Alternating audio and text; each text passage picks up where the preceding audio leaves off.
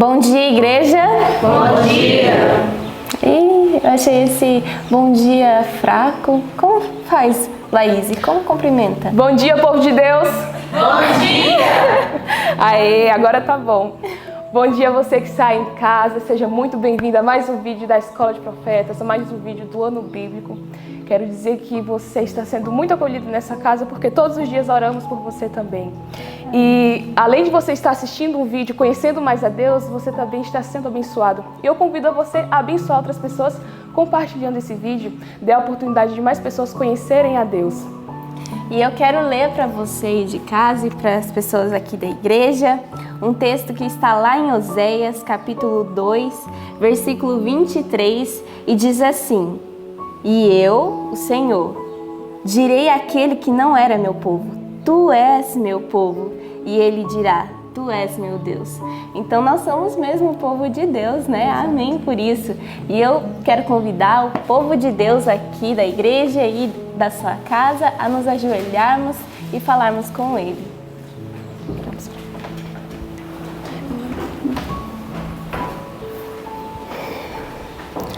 Santíssimo Deus, eterno Pai, bendito e louvado seja o teu nome, Senhor. Queremos te agradecer pelo dom da vida que nos concedeu nessa manhã. Queremos te agradecer, Senhor Deus, porque por diversas maneiras tem nos abençoado. E todas as bênçãos que recebemos é para que possamos compartilhar também com o nosso próximo. Então peço, Senhor, que em nome de Jesus a gente não retenha apenas para nós mesmos, mas que a gente leve à frente o nome de ser o teu povo, Pai, e que a gente possa também compartilhar tudo que o Senhor nos dá. Eu peço que em nome de Jesus nos abençoe durante esse dia, que em nossa mente, em nosso coração, Pai, seja apenas o desejo de te servir, de fazer a tua vontade, que tudo que a gente venha pôr a mão hoje, Senhor Deus, prospere, Senhor Deus, porque é pela tua vontade, Senhor Deus, que nós estaremos fazendo. Então peço que em nome de Jesus, nesse momento, teu Santo Espírito se faça presente em nossa vida, em nosso ser, para que contemplemos, Senhor, a tua glória. É em nome de Jesus que pedimos e agradecemos. Amém. Amém. Neste momento, nós vamos recitar o nosso verso e nós já estamos no final do ano, né? Caminhando para o final do ano e já decoramos muitos versos esse ano, né? Para a honra e glória de Deus. Nós estamos entesourando a palavra dele no nosso coração e hoje nós vamos recitar o verso que está lá em Apocalipse 3, do 10 ao 13. Vamos todos juntos recitar e a irmã Laís vai contar para nós. Vamos lá, todos com a Bíblia na mão. 1, 2, 3. Apocalipse 3, do 10 ao 13. Como guardaste a palavra da minha paciência, também eu te guardarei da hora da tentação, que há de vir sobre todo o mundo, para tentar os que habitam na terra. Eis que venho sem demora. Guarda o que tens, para que ninguém tome a tua coroa. A quem vencer, eu farei coluna no templo do meu Deus, e dele nunca sairá. E escreverei sobre ele o nome do meu Deus, e o nome da cidade do meu Deus, a nova Jerusalém, que desce do céu, do meu Deus, e também o meu novo nome. Quem tem ouvidos, ouça o que o Espírito diz às igrejas. Apocalipse 3, do 10 ao 13. Apocalipse 3, do 10 ao 13. Como guardastes a palavra da minha paciência, também eu te guardarei da hora da tentação, que há de vir sobre todo o mundo, para tentar os que habitam na terra. Eis que venho sem demora. Guarda o que tens, para que ninguém tome a tua coroa. A quem vencer, eu farei coluna no templo do meu Deus, e dele nunca sairá. E escreverei sobre ele o nome do meu Deus, e o nome da cidade do meu Deus, a nova Jerusalém, que desce do céu, do meu Deus, e também o meu novo nome. Quem tem ouvidos, ouça o que o Espírito diz às igrejas. Apocalipse 3, do 10 ao 13. Apocalipse 3, do 10 ao 13. Como guardastes a palavra da minha paciência, também eu guardarei na hora da tentação, que há de vir sobre todo o mundo, para tentar os que habitam na terra. Eis que venho sem demora. Guarda o que tens, para que ninguém tome a tua coroa. A quem vencer, eu farei coluna no templo do meu Deus, e dele nunca sairá. E escreverei sobre ele o nome do meu Deus, e o nome da cidade do meu Deus, a nova Jerusalém, que desce do céu, do meu Deus, e também o meu novo nome. Quem tem ouvidos, ouça o que o Espírito diz às igrejas. Apocalipse 3, do 10 ao 13. E nesse momento, convido a você a se deleitar nas palavras do nosso Senhor, que será aberta nesse momento. Fique com Deus. Bom dia para você que está em casa, é um prazer ter você conosco mais uma vez aqui no nosso ano bíblico. Seja bem-vindo, você que já faz tanto tempo que está conosco, mas você também está chegando agora, que caiu nesse canal. Tenha certeza que foi propósito de Deus trazer você, viu? Bom dia a toda a igreja. Bom dia. Bom dia, meu irmão Jacques. Bom dia, irmão. Tudo bem? Tudo bem, e com você? Estou bem também. Bom dia, igreja. Bom dia. Bom dia também para você que está em casa, que a graça do nosso Senhor Jesus Cristo possa estar te acompanhando nesse momento. Amém. Mais uma vez estamos aqui de novo, né? Sim. Para estudarmos a palavra de Deus. Na verdade, a gente já estudou de madrugada e agora a gente vai compartilhar com você que está em casa. Isso é uma bênção muito grande. E o que foi que a gente estudou nessa madrugada, meu irmão? Hoje, nessa manhã, o estudo foi uma bênção. Hoje nós estudamos o livro de Romanos, o capítulo 15 e o capítulo 16. Também estudamos o livro de Atos, o capítulo 27, mas também estudamos o livro de Atos dos Apóstolos, o capítulo 42. Isso mesmo. Então essas foram as nossas referências dessa madrugada que a gente estudou. E agora a gente vai abrir nossas Bíblias lá no livro de Romanos, no capítulo 15. Já chegamos ali, já estamos chegando ali no final. Hoje a gente já concluiu o livro de Romanos. Hoje a gente leu os 2 últimos capítulos do livro de Romanos. Então abra sua Bíblia ali em Romanos, capítulo 15 e capítulo 16, para que a gente possa falar um pouco sobre o que a gente entendeu desses 2 capítulos que a gente leu nessa madrugada aqui na Escola de Profetas. Pronto. Você encontrou em casa? Romanos, capítulo 15. Toda a igreja aqui encontrou? Então, aqui em Romanos, capítulo 15, é a continuação do capítulo 14 de ontem, que nós lemos, onde Paulo ele vem tratando sobre essa questão dos irmãos, saberem como lidar com os novos crentes que estavam entrando dentro da igreja, mas ainda que estavam apegados ao cerimonialismo, a todas aquelas cerimônias que havia no meio do povo de Deus, e que não era mais necessário porque Jesus já tinha morrido e já tinha cumprido todas essas coisas que a palavra de Deus já tinha falado acerca dele, né? E aqui no capítulo 15, no verso 1, Paulo ele diz algo muito interessante. Ele diz assim, ó: mas nós que somos fortes, devemos suportar as fraquezas dos fracos e não agradar a nós mesmos. Você se sente forte em Jesus Cristo? Pois você se sente forte em Jesus, você deve fortalecer os fracos. Na vida cristã é assim, uns são fortes, outros estão ali começando, então os que são fortes devem ajudar os que são fracos a também chegar numa fé forte. E você, meu irmão, o que você compreendeu desse capítulo 15 que a gente leu hoje, nessa madrugada? Esse capítulo 15, nós vimos o ministério de Paulo aos gentios. Vemos Paulo falando para o povo que são mais fortes na fé, que tem mais tempo e que tem uma comunhão mais íntima com Deus. Falando para eles ajudar aqueles que estavam iniciando sua caminhada. Aqueles que eram mais fracos na fé.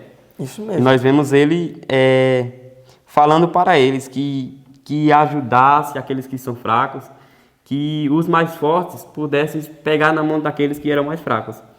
E no capítulo 2, no capítulo 15, versículo 2, fala: portanto, cada um de nós agrade ao seu próximo no que é bom para a edificação, porque também Cristo nos agradou, não agradou a si mesmo, mas como está escrito: sobre mim caíram as injúrias dos que te injuriaram.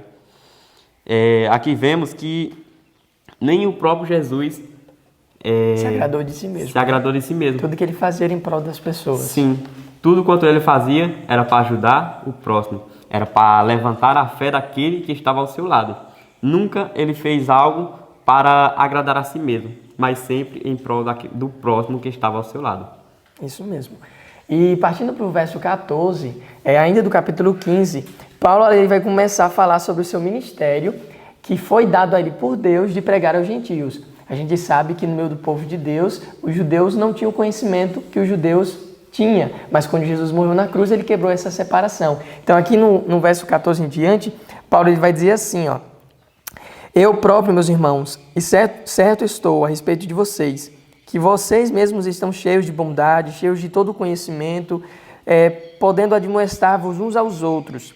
Mas, irmãos, em parte vos escrevi mais ousadamente, como para vos trazer outra vez isto à memória, pela graça que por Deus me foi dada, que seja ministro de Jesus Cristo para os gentios, ministrando o evangelho de Deus, para que seja agradável a oferta dos gentios e santificada pelo Espírito Santo, de sorte que tenho glória em Jesus Cristo nas coisas que pertencem a Deus. Porque não ousarei dizer coisa alguma que Cristo por mim não tenha feito, para fazer obedientes os gentios por palavra e por obras.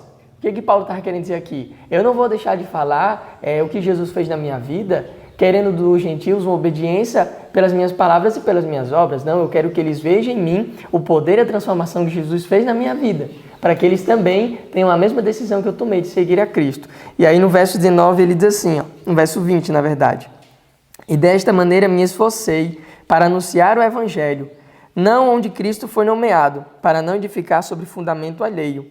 Antes, como está escrito, aqueles a quem não foi anunciado o verão, e os que não ouviram o entenderão. Paulo estava falando aqui dos gentios, que não conhecia nada sobre Jesus de Nazaré, que não conhecia acerca desse Messias, mas Paulo foi para esses, especialmente para pregar o evangelho para eles. E agora partindo para o capítulo 16, na verdade o capítulo 16 é mais um momento de Paulo ali se lembrar dos irmãos que estavam com ele, que ajudaram ele. Então são saudações, são votos e recomendações. Então aqui no capítulo 16, no verso 1, vou pedir aqui que o irmão Jackson leia. O que diz aí no verso 1 do capítulo 16, irmão Jackson? Recomendo-vos, pois, Febe, nossa irmã, a qual é serva na igreja que está em Cencreia. Isso. E também outro verso bastante interessante que eu achei foi o verso 3, onde Paulo ele diz assim, ó: saudai a Priscila e a Áquila, meus cooperadores em Cristo Jesus, os quais pela minha vida expuseram as suas cabeças, o que não só eu lhes agradeço, mas também todas as igrejas dos gentios. Então aí no decorrer do capítulo 16, Paulo vai mencionar vários nomes de pessoas que estavam com ele nesses momentos de dificuldade, de luta, de desafio que ele enfrentou. E um desses foi Priscila e Áquila, que ele diz que eles expuseram a vida em prol de ajudar a Paulo, né? E agora a gente parte para o capítulo 27 de Atos. Pega a sua Bíblia, vai agora lá para o capítulo 27 de Atos, onde ali a gente vai, mais uma vez, saber o que foi que aconteceu com Paulo depois que ele passou daquele momento onde ele estava discursando para o rei Agripa, né? Que onde foi estudado. Atos 27.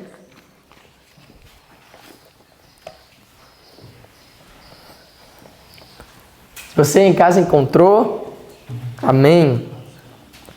Então aqui no capítulo 27 de Atos, vai nos contar um relato do que aconteceu depois que Paulo se apresentou diante do rei Agripa e depois de ele ter pedido e ter apelado para ir para César em Roma. Então aqui no verso 1 em diante começa assim, ó: e como se determinou que havíamos de navegar para a Itália, entregaram Paulo e alguns outros presos a um centurião por nome Júlio, da corte Augusta. Quem está escrevendo essas palavras aqui, relatando tudo, sabe quem é? É um dos companheiros de Paulo nas viagens que ele fez, Lucas. Então Lucas aqui está relatando tudo o que Paulo ele viveu.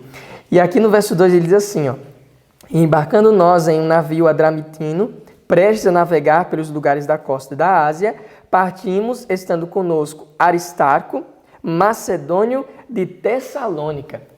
Esse homem, Aristarco, ele mesmo escolheu estar com Paulo nesses momentos de dificuldade para poder confortar Paulo quando ele estivesse preso ou quando ele estivesse sem outras ajudas por perto. Mas o que o livro nos trouxe bastante interessante nessa manhã como é que eram feitas as viagens naquela época pelo mar, né?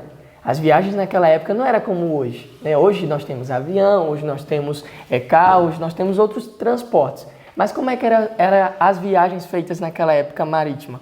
Eram feitos por barcos. Por barcos, né? E esses barcos eram barcos confortáveis, cheios de luxo, acomodações, irmão Jackson? Eu creio que não. Também creio que não, viu, gente? Devia ser um barco assim muito simples, né? Os presos deveriam ficar muito ali desconfortáveis, presos ou até mesmo todos juntos ali, né? Então agora partindo para o livro, a gente vai aqui falar um pouco sobre como é que eram essas viagens feitas, tá bom? Então aí no capítulo 42 do livro Atos dos Apóstolos, diz assim, ó, num parágrafo que inicia assim: no primeiro século da era cristã, procure esse parágrafo, diz assim, ó, as viagens por mar eram feitas com peculiares dificuldades e perigos. Os marinheiros faziam a sua rota em grande parte orientando-se pelo quê? Pela posição do sol. Pela posição do sol. Olha só o que eles faziam. Eles se orientavam pelo sol para saber para onde é que eles estavam indo, né? Continua. E das estrelas. E quando estes corpos celestes não apareciam, quando o céu ficava ali cerrado de nuvens escuras, de tempestades, havia indício de tempestade. Os proprietários dos navios temiam aventurar-se em pleno mar. Como é que eles iam saber para onde estavam indo se eles não estavam vendo ali nem o mar, nem o sol e nem as estrelas, né? E foi justamente isso que aconteceu nesse relato aqui de Atos 27. O que foi que aconteceu depois que Paulo, junto com esses outros que estavam com ele nesse barco, o que aconteceu com eles depois deles partirem?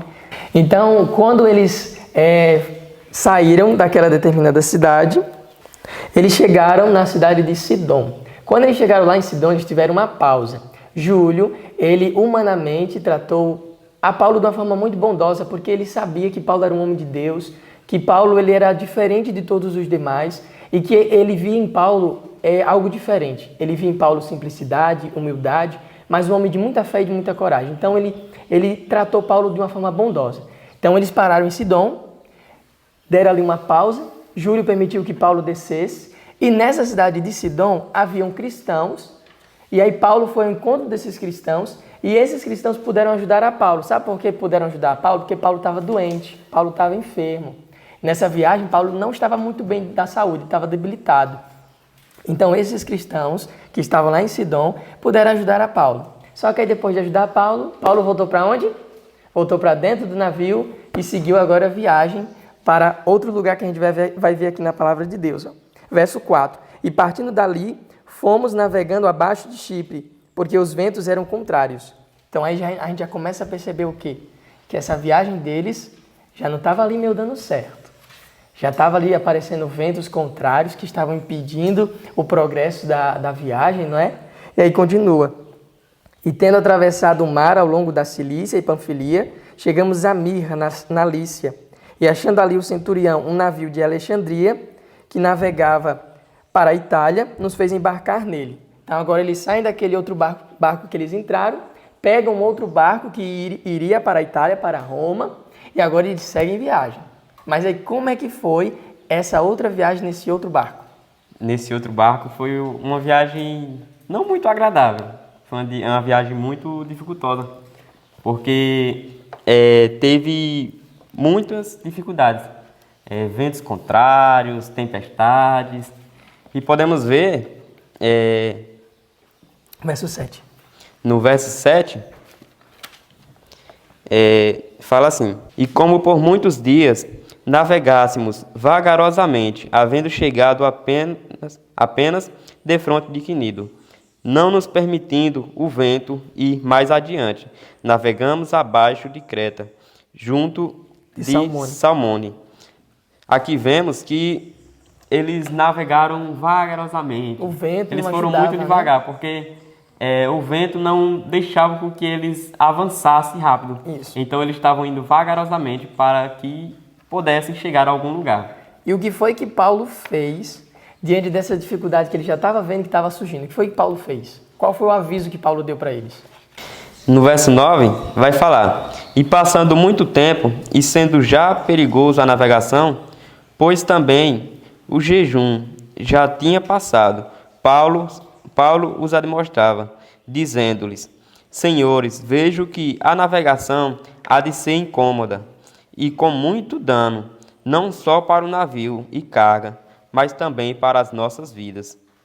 Aqui vemos que Paulo avisa ao pessoal dizendo que a viagem ia ser perigosa, que iria ter danos, não só para A carga. o navio, Nem só o navio, mas nem até só o as navio, pessoas mas que estavam também com para ele. eles. Isso mesmo.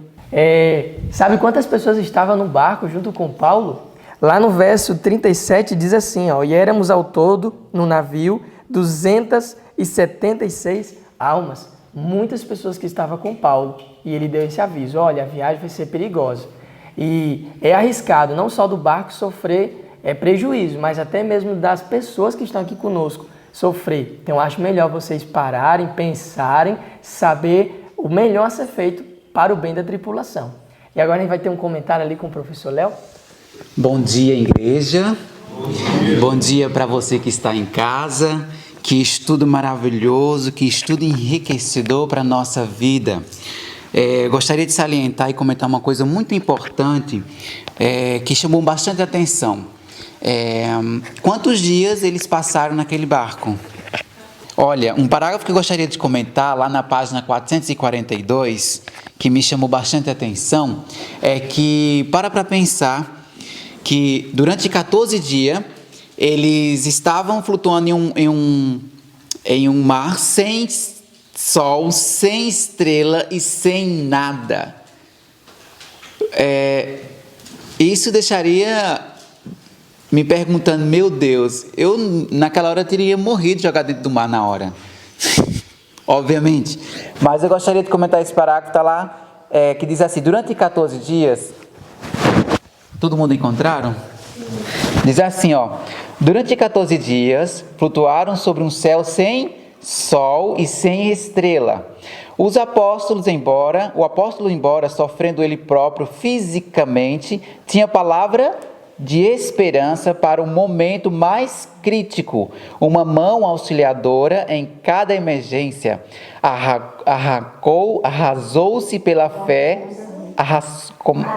Agarrou-se pela fé ao braço do poder infinito, e seu coração se apoiava em quem?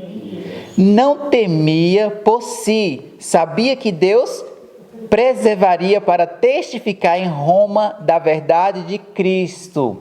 A mensagem do Senhor Deus não pode ser parada, não pode ser freada. Satanás faz todo jeito para acabar com a mensagem do Senhor, mas não tem como. Pode acontecer a tempestade, o que for, mas a mensagem do Senhor Deus tem que ir alcançar o povo. E que me impressiona muito é que Paulo, preocupado com aquele povo que estava ali naquele barco, isso é, como eu tinha falado, desejo de missão, foco, missão pelas pessoas. E ainda continua, porém seu coração se comovia de piedade pelas pessoas que lhe estavam ao redor, pecadoras e desgradadas e não preparadas para morrer. Eu fico pensando, coração de Paulo querendo salvar aquelas pessoas. Isso devemos colocar no nosso coração. Vocês missionários que vão sair para o campo, que vão pregar mensagem, vocês têm que colocar isso no coração. Salvar as pessoas para o reino de Deus. E ainda continua, ao suplicar ardentemente a Deus para lhe poupar a vida, foi-lhe revelado que sua oração fora atendida. Louvado seja Deus, porque Deus atende a oração de daquele que está mesmo disposto, buscando ao Senhor Jesus, amém, se entregando de verdade. Foi isso que Paulo tinha. Paulo tinha isso. Olha, Paulo vivia constantemente na presença do Senhor Deus. Essa é a certeza. Você tem a esperança em um momento de aflição, de conflito naquele que estava. É a certeza que você pode pregar a mensagem de Deus ali e levar a mensagem para onde ele ia levar, e Deus não jamais ia deixar que a mensagem chegasse em Roma. Que bom, obrigado professor Léo por esse comentário. É verdade, quando a gente tem um foco na salvação das pessoas, nós nos esquecemos de nós mesmos e só focamos em salvar aquelas pessoas que estão ao nosso redor. Que foi o que aconteceu com Paulo, doente, naquele momento ali, naquela tempestade, naquele barco, ele em nenhum momento se preocupou com ele mesmo, ele só se preocupou com os outros que estavam ao redor dele. Devemos seguir o mesmo exemplo do nosso irmão Paulo. E isso que o professor Léo falou foi uma visão que Deus deu a Paulo, onde ele estava orando, pedindo, Senhor Deus, me ajuda, poupa a vida desses homens. E a Bíblia diz lá no verso, aqui no capítulo 27 de Atos, no verso 23 e 24, vou pedir que o irmão Jacques leia, para nos mostrar qual foi a resposta de Deus a esta oração. Porque esta mesma noite, o anjo de Deus, de quem eu sou e a quem sirvo, esteve comigo, dizendo, Paulo, não temas, importa que sejas apresentado a César, e eis que Deus te deu todos quantos navegam contigo. Amém. Está vendo só? Um anjo de Deus foi enviado a Paulo e disse, Paulo, não tenha medo. Importa que você compareça ainda perante César, porque você vai testificar de mim lá em Roma, vai pregar o meu evangelho lá em Roma e vai salvar muitas outras pessoas que necessitam conhecer a minha palavra. Mas não tenha medo, porque desses homens que estão contigo, nenhum deles vai perecer, nenhum fio de cabelo da cabeça deles vai cair, porque eu dou a minha palavra. E foi o que aconteceu. O barco acabou se estragando todo, acabou se quebrando todo completamente, mas todos aqueles presos que estavam dentro daquele barco junto com Paulo, ao chegarem na ilha de Malta, que foi onde eles pararam, ao verificar a lista não faltava nenhum preso. Isso para mostrar que o nosso Deus ele é fiel naquilo que ele promete. E qual foi o maior aprendizado que a gente pode tirar desse estudo que a gente fez nessa madrugada? De que quando vem as dificuldades nas nossas vidas, como Paulo enfrentava, quando vem as tempestades na sua vida, na minha vida, qual a nossa atitude? A mesma que a de Paulo. Se agarrar ao braço do Todo-Poderoso e confiar no Senhor, crendo que Ele está cuidando de você, da sua família, da sua casa. E não importa qual o tamanho da tempestade, Deus é o Deus que anda sobre o mar mais tempestuoso. Ele é o Deus que acalma as tempestades da tua vida. Ele é o Deus que faz com que o mar se cale e faça com que você viva uma grande bonança vinda do Senhor. Olha, que lição tremenda o Senhor Deus quis nos ensinar no estudo de hoje. Porque pensa só, Deus estava querendo mostrar como é que alguém que confia em Deus age em meio a uma dificuldade. Pensa, dentro daquele navio não havia pessoas inexperientes. Havia uma pessoa que era habituada a enfrentar a tempestade, a navegar no mar, mas que não, por uma situação ali, não teve discernimento de perceber que não daria para continuar a viagem. O que Paulo teve? Paulo teve o discernimento de chegar para o rapaz responsável lá, o Júlio, e dizer assim, olha, eu estou percebendo que o negócio não está muito bom para a gente viajar. Por que a gente não fica por aqui? E eu fiquei pensando, de onde veio esse discernimento de Paulo? Porque pensa só, não sei, talvez, eu acredito que Paulo não tenha estudado para isso. Eu sei que ele teve outras navegações, mas de onde veio esse discernimento de ele olhar a situação e dizer assim, ó, eu acho melhor a gente ficar, não vai dar certo. Com certeza isso veio do Espírito Santo de Deus. Deus instruiu a Paulo, Deus instruía a Paulo a cada passo. E aqueles homens tão experimentados não tiveram esse discernimento e eles continuaram a viagem. Mas quando a situação apertou e ficou muito difícil, eles também não tiveram discernimento para resolver o problema. Pelo contrário, havia medo, desespero, angústia. E isso, quando domina o coração do ser humano, o ser humano não consegue pensar e decidir. Mas Paulo não estava assim. Paulo não estava desesperado, Paulo não estava angustiado, Paulo não estava com medo. Por que ele não estava?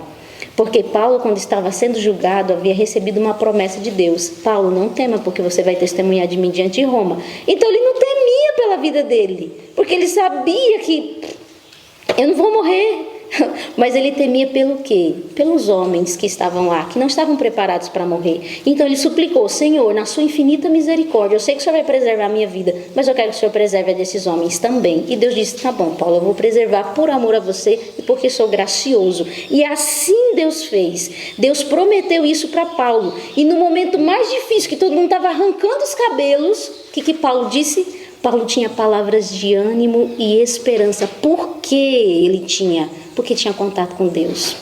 Porque ele tinha recebido a visita de um anjo. E aí Paulo pode se levantar no meio de uma dificuldade tremenda e dizer assim, ei, tenham ânimo, não tema. O Deus a quem eu sirvo diz que vai proteger vocês. E você sabe que durante a viagem, alguns marinheiros pensaram em quê? Em fugir, abandonar o barco e deixar o povo lá.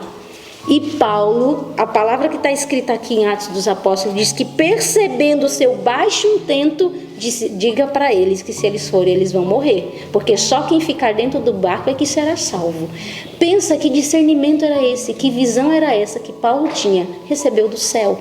E a pessoa que recebe isso do céu está habilitada para enfrentar situações assim, e não se desesperar, e não ficar arrancando os cabelos, e não querer pular do barco e dizer, vamos embora, vamos. Não, calma, o Senhor disse, Deus dá isso para essas situações difíceis. E Paulo conquistou daqueles homens o respeito e a admiração. Respeito e admiração. E sabe o que é mais tremendo? No momento mais difícil, onde eles iriam agora chegar à terra, e aí os soldados disseram, vamos ter que matar todos os prisioneiros, porque se a gente liberar eles para saltar no mar, eles vão nadar e fugir. E se eles fugirem, nós vamos pagar com a nossa vida. Mas Júlio, por amor a Paulo e respeito a ele, disse, não podemos fazer isso. Foi através de Paulo que nós permanecemos vivos. Então ele protegeu não só a vida de Paulo, mas de todos os prisioneiros, e cada um por si agora. Quem nadar, nada, quem não souber nadar se apoia em algum destroço que ficou, mas chega lá na terra. E todos chegaram, e nenhum preso fugiu. Por que não fugiu? Pela mesma razão, quando Paulo pregou para aquele carcereiro e as prisões foram lá abaladas, lembra que ele cantou e as prisões foram abertas e os prisioneiros não saíram? Por quê? Pelo Espírito Santo de Deus. Eles foram impressionados, impactados pelo testemunho que foi dado pela vida de Paulo, porque no meio de uma dificuldade Paulo estava calmo, senhor de si, e confiava em Deus. Que tremendo isso! E nós podemos receber isso do céu também. Agora, o mais extraordinário é a maneira como o estudo finaliza, porque quando eles chegam lá em Malta, que é a ilha onde eles ficam, que eles acabam chegando, diz que eles vão lá e o pessoal de Malta fica sabendo da situação deles, ampara, faz uma fogueira para receber eles, e Paulo estava lá ativo preparando a fogueira também. Paulo não estava recebendo o acolhimento, ele estava dando o acolhimento, porque ele era um servo. E aí diz que quando ele se senta, o que acontece? Uma cobra pica ele. E aí o pessoal de Malta começa a pensar uma coisa terrível. Esse homem só pode ser um homicida, porque acabou de sair de um naufrágio, quase morreu, e agora uma cobra pica ele, uma cobra super venenosa. Os céus estão com muita raiva desse homem, quer matar ele a todo custo. E aí eles ficaram observando, só esperando Paulo cair duro. E Paulo estava lá, continuou, só fez sacudir uma cobra, continuou. E eles ficaram, vai ser agora. E Paulo não morria nunca, não sentia dor nenhuma. E eles falaram, esse homem só pode ser um Deus. Esse homem, o pensamento deles muda completamente. Parecia ser um Deus, um homem imbatível. O que torna uma pessoa imbatível? O Espírito Santo de Deus, o contato com o céu. E Paulo tinha isso. E aonde Paulo ia, ele testemunhava disso com a própria vida. E o céu quer dar isso pra gente.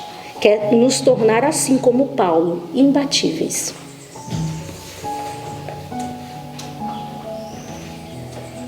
E é isso mesmo.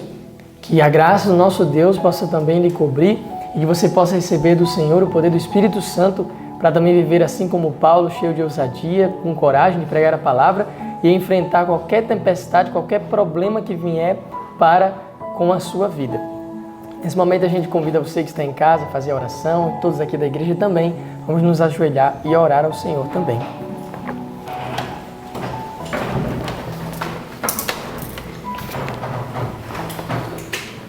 Oremos.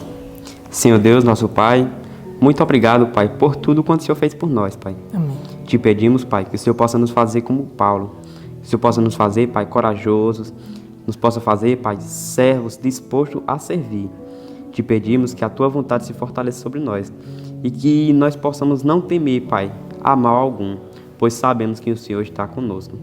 Te pedimos que o Senhor nos dê discernimento e que o Senhor nos dê coragem, Pai, para chegar, Pai, até o fim, sem temer, porque sabemos que o Senhor nos acompanha. E que o Senhor possa, Pai, enviar o Teu Santo Espírito para estar conosco, para nos dar esperança, Pai, de um novo amanhã. Que o Senhor, Pai, abençoe a cada pessoa que está em casa, que o Senhor possa abençoar eles, cuidar e proteger. Que o Senhor possa, Pai, dar essa esperança também que o Senhor deu àqueles que estavam no navio. Que o Senhor possa, Pai, enviar os Teus servos para ajudá-los. Te pedimos que o Senhor esteja conosco. Em nome de Jesus. Amém. Amém, Senhor. Então foi um prazer ter você aqui conosco. Que Deus abençoe a sua vida e a gente se encontra amanhã. Até Tchau. amanhã. Fique com Deus.